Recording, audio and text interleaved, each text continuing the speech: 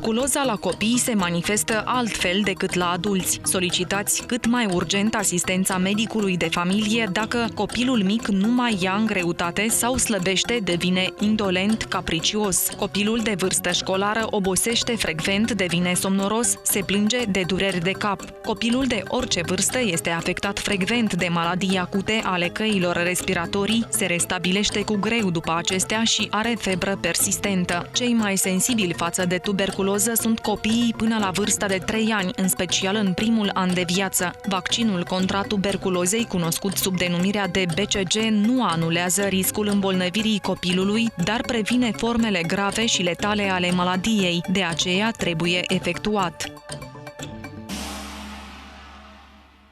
Fraților, ați iubi pe aproapele ca pe tine însuți înseamnă a nu fi indiferent față de cel care este în preajma noastră.